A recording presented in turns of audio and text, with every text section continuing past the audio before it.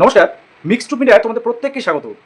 The State of West Bengal versus Amal Chandra Das, এই যে মামলাটি ওবিসির মূল মামলা, তো মূল মামলা তার সাথে সাথে টোটাল 5টা এসএলপি আজকে সুপ্রিম কোর্ট থেকে রাজ্য সরকার প্রত্যাহার করে নিল। অর্থাৎ সেই ওবিসি সংরক্ষণ রিলেটেড যে মামলাগুলো সুপ্রিম কোর্টে ছিল, সেই মামলাগুলো রাজ্য সরকার তুলে নিল।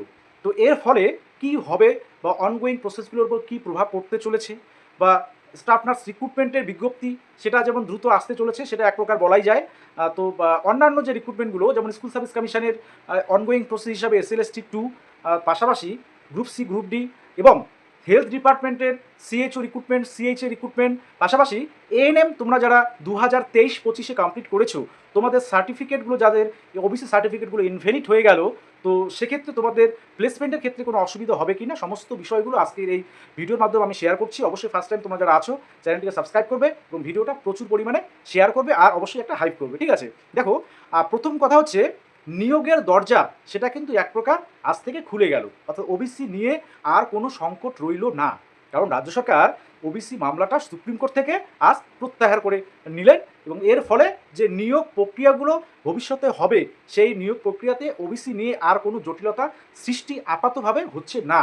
যদিও আজকের সুপ্রিম কোর্টের যে ওবিসি বিষয়ে যে মামলাটা, বা আজকের যে বিষয়টা সুপ্রিম কোর্ট হয়েছিল, জাস্ট সেই বিষয়টা একটু আমি তুলে ধরি। প্রথম কথা, প্রায় আজকে বিচার পর্বের শেষ লগ্নে মহামান্য সুপ্রিম কোর্টের প্রধান বিচারপতির 3 জনের যে বেঞ্চ, সেই বেঞ্চে একদম শেষের দিকে প্রায় 4:30, বিকেল 4:30, জাস্ট কিছুটা আগে, হ্যাঁ কয়েক মিনিট আগে, যখন প্রায় মামলা সব শেষ করে উঠতে চলেছেন, হ্যাঁ তার ঠিক আগ মুহূর্তে এই ওবিসি নিয়ে রাজ্য সরকারের যারা সেন্ট্রালের অ্যাডভোকেট জেনারেল ছিলেন, তিনি এবং রাজ্য সরকারের যারা অ্যাডভোকেট ছিলেন, হ্যাঁ ওনারা কিন্তু এই ওবিসির যে মূল মামলাটা এবং সেই মূল মামলার সাথে যে আরও 4টা এসএলপি ছিল, সেগুলো যে তারা তুলে নিচ্ছেন সেই বিষয়টা উত্থাপন করেন। তো পরবর্তী সময়ে প্রধান বিচারপতি বা বিচারপতিদের এই বেঞ্চ সেই মামলাগুলো উদ্ধার করার বিষয়ে সম্মতি দেন। পাশাপাশি সেখানে আরও কিছু পার্টি ছিল সেই বিষয়গুলোতে, যারা যে এই যে সুপ্রিম কোর্ট থেকে রাজ্য সরকারের মামলা যে প্রত্যাহার করে নিচ্ছে, তো সেটার বিরোধিতা করে তারা কিন্তু সে বিষয়ে কিছু কিছুদিন শুনানি চেয়েছিলেন মোট কথা। তো সেক্ষেত্রে যে সুপ্রিম কোর্টের যেটা বক্তব্য ছিল, যারা এফেক্টেড পার্টি, যাদের এই মামলা প্রত্যাহারের ফলে যারা ক্ষতিগ্রস্ত হচ্ছে, তারা চাইলে অবশ্যই আইনের দ্বারস্থ হতে পারে, বা অবশ্যই হাইকোর্ট বা সুপ্রিম কোর্টে তারা কিন্তু আলাদা করে কেস করতে পারে নতুন করে। তো যাই হোক, এই বিষয়টাই ছিল, অর্থাৎ সুপ্রিম কোর্ট থেকে মামলা প্রত্যাহার হলো, উইথড্রল হয়ে গেল, পাশাপাশি সেটা কেসটাও ডিসমিস হয়ে গেল। এবার তাহলে নিয়োগের দরজা, স্টাফ নার্স গ্রেড 2 তোমাদের ক্ষেত্রে নিয়োগ ইতিমধ্যে তোমরা জানো 15ই জুলাই আগামীকাল এর পরবর্তী সময়ে নিয়োগ প্রক্রিয়া শুরু হতে চলছে, শীঘ্রই তোমাদের বিজ্ঞপ্তি আসতে চলেছে। এটা তোমাদের বলে রাখি, CHO, CHA সব রিক্রুটমেন্ট প্রসেসগুলো এবার সচল হওয়ার অপেক্ষা। অর্থাৎ এরপরে হয়তো বা কাল পরশু থেকেই বা এই সপ্তাহ থেকে আমরা বিভিন্ন ধরনের রিক্রুটমেন্টের নোটিশ দেখতে পারবো, এবং পশ্চিমবঙ্গের চাকরি প্রার্থীরা অবশ্যই এই বিষয়টা একটু হলেও আনন্দিত হবে যে তাদের ক্ষেত্রে নিয়োগের প্রক্রিয়ায় আর কোনো জটিলতা থাকছে না। নিয়োগ প্রক্রিয়াগুলো নতুন করে আবার শুরু হচ্ছে, বা নতুন নিয়োগ বা নতুন নিয়োগের নোটিফিকেশান আবার আসতে চলেছে। তো এবার বিষয়টা হচ্ছে, এই যে অনগোয়িং প্রসেস হিসাবে যেগুলো রিক্রুটমেন্ট প্রসেস আছে, সেগুলো কি হবে। SLST 2 তার যেমন একাদশ দ্বাদশের প্যানেল প্রকাশিত হয়ে গেছে, সেখানে ওবিসি সংরক্ষণ 17%। তাহলে এটা কি হবে, কারণ রাজ্য সরকার ওবিসি সংশোধনী বিল এনেছে, সেখানে ওবিসিদের সংরক্ষণ 7% করেছে। পাশাপাশি যেমন নোটিফিকেশান, অর্থাৎ কলকাতা গ্যাজেট নোটিফিকেশান পাবলিশ করে 100 পয়েন্ট রোস্টার চেঞ্জ করেছে। পাশাপাশি আজকে সুপ্রিম কোর্ট থেকে এই ওবিসি কেসগুলো প্রত্যাহার করে নিল, মোট 5টা এসএলপি প্রত্যাহার করে নিল। তাহলে রাজ্য সরকারের মোটিভ কিন্তু 7% নিয়ে রিক্রুটমেন্ট প্রসেসগুলোকে এগিয়ে নিয়ে যাওয়া। যদিও রাজ্য সরকারের তরফ থেকে সেই বিষয়গুলোতে এখনও কোনো সেই অফিসিয়াল নোটিশ হোক বা অন্য কিছু এখনও আভাস পাওয়া যায়নি যে অনগোয়িং প্রসেসগুলোতে রাজ্য সরকারের ভূমিকা কী হবে, বা ওবিসি সংরক্ষণ কি হতে চলেছে, 7% নাকি সেই 17%। নতুন যেসব রিক্রুটমেন্ট আসতে চলেছে, সেগুলো নিঃসন্দেহে 7% ওবিসি সংরক্ষণ নিয়ে আসতে চলেছে, এটা তো অবশ্যই বলাই যায়। কিন্তু অনগোয়িং প্রসেসগুলো নিয়ে সেটা কিন্তু রাজ্য সরকার যা ডিসিশন নেবে, সেটাই কিন্তু ফাইনাল। এবার সেক্ষেত্রে SLST 2 তার উপর একটা প্রভাব পড়তে চলেছে। সিএইচইউ রিক্রুটমেন্টগুলো তোমরা যারা এতদিন তোমাদের জিজ্ঞাসা ছিল, দেখো সেক্ষেত্রেও আর কোনো বাধা রইল না যে সিএইচইউ রিক্রুটমেন্টগুলো এখন সচল হবে। এবার সেগুলো কীভাবে সচল হবে, 17% নিয়ে না 7% নিয়ে, সেটা কিন্তু সময়ে বলবে বা রাজ্য সরকারের ডিসিশনে ফাইনাল।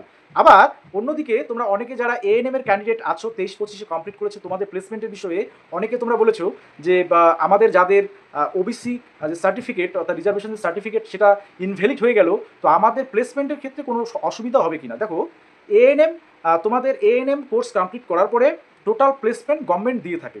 তো সেক্ষেত্রে তোমাদের কোনোরূপ কোনো প্রবলেম বা সমস্যা হওয়ার কথা নয় বা হবে না। তোমাদের যাদের এই বিষয়গুলো অর্থাৎ যাদের ওবিসি সার্টিফিকেট ইনভ্যালিড হয়ে গেছে, তোমরা অবশ্যই ইউআর হিসাবে ইউআরের কোনো সিটে তোমরা কমপ্লিট ইউআর সিটে তোমাদের কিন্তু সেই নিয়োগপত্র দেওয়া হবে, অর্থাৎ এএনএমদের কোনো সমস্যা হবে না। এটা আমি তোমাদের মোটামুটি অ্যাসিওর করতে পারি যে তোমাদের চিন্তার কোনো কারণ নেই। এবার এসএলএসটি 2 এর যারা ক্যান্ডিডেট আছে, তো তাদের ক্ষেত্রে একাদশ এবং দ্বাদশ শ্রেণীর যে মেরিট লিস্ট বা ফাইনাল প্যানেল, সেই প্যানেলে 17% সংরক্ষণ কিন্তু নিয়ে সেই প্যানেলটা তৈরি হয়েছিল। তো এবার এই প্যানেলের ভবিষ্যৎ নিয়ে কিন্তু একটা প্রশ্নচিহ্ন থেকে যাচ্ছে, কারণ যদি 7% নিয়ে সরকার এই অনগোয়িং প্রসেসগুলোকে এগিয়ে নিয়ে যায় বা এগিয়ে নিয়ে যাওয়ার সিদ্ধান্ত নেয়, সেটা আমরা 2-1 দিন বা কিছুদিনের মধ্যে সেটা জানতে পারবো, তাহলে কিন্তু সেই যে মেইন যে নোটিফিকেশানটা এসএলএসটি 2 এর, সেই নোটিফিকেশানের উপর কিন্তু একটা প্রভাব পড়তে চলেছে।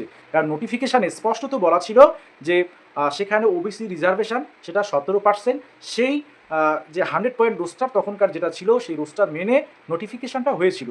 তো রাজ্য সরকার যদি 7% নিয়ে এগিয়ে যেতে চায়, তাহলে নোটিফিকেশানটাই কিন্তু টোটাল বাতিল হয়ে যাওয়ার সম্ভাবনা আছে। সেক্ষেত্রে আবার নতুন করে এক্সামের চিন্তাভাবনা বিষয়টাও কিন্তু এখানে চলে আসে, কারণ ইতিমধ্যে আমাদের মাননীয় মুখ্যমন্ত্রী সেই বিষয়টা বা শিক্ষামন্ত্রী সেই বিষয়গুলো নিয়ে কিন্তু বলছেন যে কোনো রকম দুর্নীতি ছায়া এই নতুন সরকারের কোনো রিক্রুটমেন্টে থাকবে না বা কোনো রাজনৈতিক নেতাদের হস্তক্ষেপ থাকবে না। পাশাপাশি ক্যান্ডিডেটদের উদ্দেশ্যে এমনও নিশ্চিত আভাস দেওয়া হয়েছে যে কোনো ধরনের কোনো দুর্নীতি বা অবৈধ উপায় অবলম্বন এই ক্ষেত্রে বা এই রাজ্য সরকারের নতুন যেসব প্রসেস হবে, সেগুলোতে কোনো ধরনের রাজনৈতিক বা দুর্নীতির ছায়া সেখানে থাকবে না, এবং তাদেরকে ভালো করে মেধার ভিত্তিতে এই যে নিয়োগ পদ্ধতি, তো এই বিষয়গুলো আসলে মাননীয় মুখ্যমন্ত্রী যে বিষয়গুলো বলছেন, তো সেই বিষয়গুলো করার ক্ষেত্রে তাহলে কি রাজ্য সরকার নতুন করে এসএলএসটি 3-র কথা ভাবছে, সেটাও কিন্তু একটা বিতর্কের বিষয় হয়ে দাঁড়াচ্ছে এই মুহূর্তে। তো যদিও সেটা কিছুদিনের মধ্যেই সেই বিষয়গুলো সমাধান আশা করি হয়ে যাবে। একদিকে যেমন যোগ্য যারা ক্যান্ডিডেট বা 2016 যোগ্য শিক্ষা এবং শিক্ষাকর্মী, তাদের যে বিশেষ করে শিক্ষিকা যারা রয়েছেন আনটেন্টেড, তাদের যেমন চাকরির মেয়াদ 31শে অগাস্ট পর্যন্ত, তারপরে কি হবে সেটা নিয়েও কোনো পূর্বাভাস কিন্তু এই মুহূর্তে রাজ্য সরকারের তরফ থেকে দেওয়া হয়নি বা কোনো রকম পূর্বাভাস পাওয়া যায়নি। তো এই বিষয়গুলো এখনও রাজ্য সরকারের সম্পূর্ণ ডিসিশনের উপরেই কিন্তু নির্ভর করছে। এবং সিএইচইউ রিক্রুটমেন্ট আর সবথেকে যেটা গুরুত্বপূর্ণ বিষয়, যে নতুন করে যে নার্স এবং ডক্টর থেকে শুরু করে ফার্মাসিস্ট, টেকনোলজিস্ট, আবার নতুন করে নিয়োগের বিজ্ঞপ্তি খুব শীঘ্রই আসতে চলেছে। এটা কিন্তু তোমাদের যারা স্বাস্থ্যক্ষেত্রে এই রিক্রুটমেন্টগুলোর জন্য অপেক্ষা করে আছো, তোমাদের জন্য খুবই একদম খুশির সংবাদ। অবশ্যই দ্রুত সেই বিজ্ঞপ্তিগুলো আসছে, এবং আমরা ইতিমধ্যেই তোমাদের আমি বলেছি যে মিক্সড মিডিয়ায় অনলাইন মক টেস্ট সেটা যেমন অনলি 59 সেটা নিয়ে পারচেস করতে পারবে, বা সিলভার মেম্বারশিপ 59 নিয়েও সেটা পারচেস করতে পারবে। এবং অনলাইন যারা কোচিং স্টাফ নার্স গ্রেড 2 ক্ষেত্রে নিতে ইচ্ছুক, অবশ্যই গোল্ড মেম্বারশিপ নিয়ে তোমরা অবশ্যই হোয়াটসঅ্যাপে নক করবে এবং হোয়াটসঅ্যাপ ভেরিফাইড গ্রুপে যোগদান করবে। তোমাদের সেখানে PDFs materials, PDFs notes, online mock টেস্টগুলো লিঙ্ক পাবে, পাশাপাশি তোমাদের ক্লাস ভিডিও থাকছে। তো অবশ্যই যারা ইচ্ছুক তারা যোগাযোগ করবে হোয়াটসঅ্যাপ নাম্বারে। আমার হোয়াটসঅ্যাপ নাম্বারে যোগাযোগ করলে তোমরা বিস্তারিত বিষয়গুলো জানতে পারবে।